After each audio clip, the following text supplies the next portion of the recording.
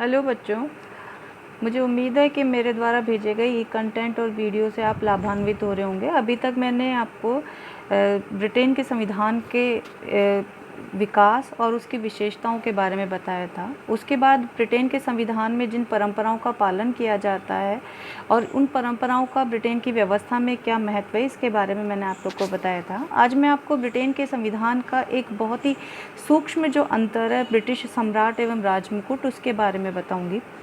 जैसा कि पहले मैंने आप लोग को बताया कि ब्रिटेन एक राजतंत्रात्मक व्यवस्था वाला देश हुआ करता था और उस देश में पूरी तरह से शासन शक्तियों का जो प्रयोग है वो राजा के द्वारा ही किया जाता था। लेकिन धीरे धीरे करके ब्रिटेन में राजतंत्रात्मक व्यवस्था लोकतांत्रिक व्यवस्था के अंदर परिणत होती गई और उस लोकतांत्रिक व्यवस्था में राजा का पद तो ऐसे के ऐसे बना रहा, लेकिन राजा के पद से जुड़ी हुई शक्तियों का प्रयोग अन्य संस्थाओं के द्वारा किया जाने लगा और वहीं से ब्रिटेन में ब्रिटिश सम्राट और राजमुकुट नाम के दो जो कंसेप्ट्स हैं वो पैदा हुए। ब्रिटिश इतिहास में एक समय ऐसा भी था जो कि राजा जब वास्तविक शक्तियों का प्रयोग किया करता था तब वहाँ पे संसद, प्रधानमंत्री या मंत्रिपरिषद जैसे कोई भी संस्थाएं कार्यरत नहीं थी। लेकिन 1688 की गोरखपुर क्रांति के द्वारा सम्राट के पद के जो भी अधिकार थे वो संसद के अधीन कर दिए गए और उस समय से ही ब्रिटेन के अंदर राजा के दो स्वरूप पैदा हो गए। राजा एक व्यक्ति के रूप में जो कि सम्राट के रूप में जाना जाता है और राजा एक संस्था के रूप में जो कि एक राजमुकुट के रूप में जाना जाता है। मैंने आप लोगों को पहले भी बताया था कि संसदात्मक शासन व्यवस्था जिन देशों के अंदर होती है वहाँ पे कार्यपालिका के दो प्रकार होते हैं। एक तो नाममात्र की कार्यपालिका और दूसरी वास्तविक कार्यपालिका। विश्व में ब्रिटेन के द्वारा ही संसदात्मक शासन व्यवस्था दी गई थी। तो ब्रिटेन के अंदर नाममात्र कार्यपालिका के रूप में जो पद कार्य कर रहा है वो राजा का पद है और वास्तविक कार्यपालिका के रूप में जो संस्था और व्यक्ति कार्य कर रहे हैं वो वहाँ पर प्रधानमंत्री और उसकी मंत्रिपरिषद के रूप में है।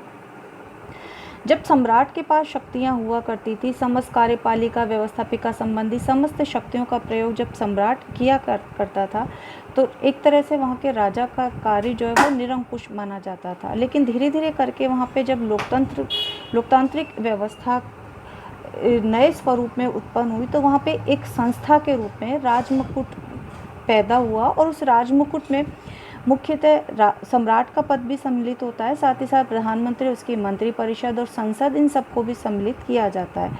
और वर्तमान समय में अगर देखा जाए तो ब्रिटेन के अंदर सबसे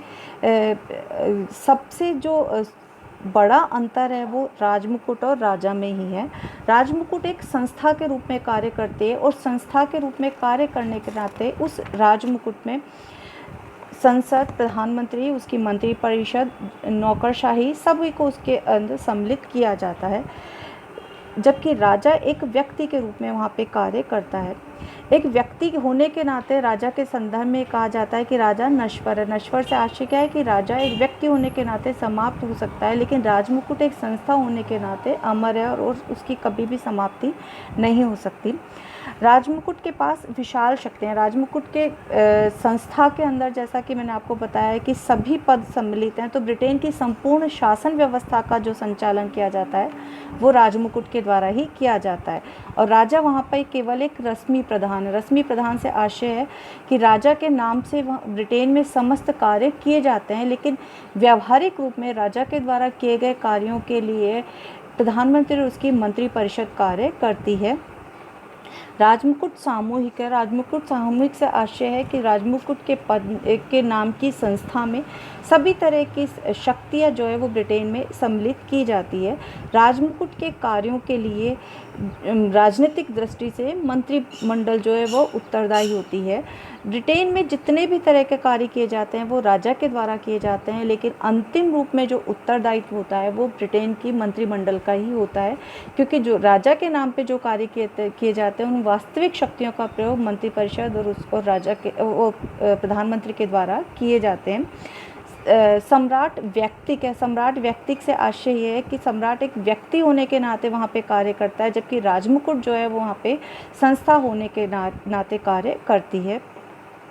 ब्रिटेन के संदर्भ में ये कहा जाता है कि ब्रिटेन का राजा कभी कोई गलती नहीं करता है, या ये कहना चाहिए कि पारंपरिक रूप में ये उक्ति वहाँ पे बहुत प्रसिद्ध है कि राजा के द्वारा कोई गलती नहीं की जाती है।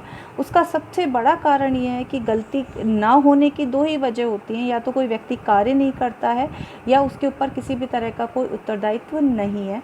तो ब्रिटेन के सम्राट के द्वारा क्योंकि कोई कार्य नहीं किया जाता है, इस कारण से ये कहा जाता है कि ब्रिटेन का सम्राट कभी कोई गलती नहीं करता है। अब भी सवाल उठता है कि जब ब्रिटेन का सम्राट कोई गलती नहीं करता है तो फिर ब्रिटेन के अंदर किसको उत्तरदायी ठहराया जाता है।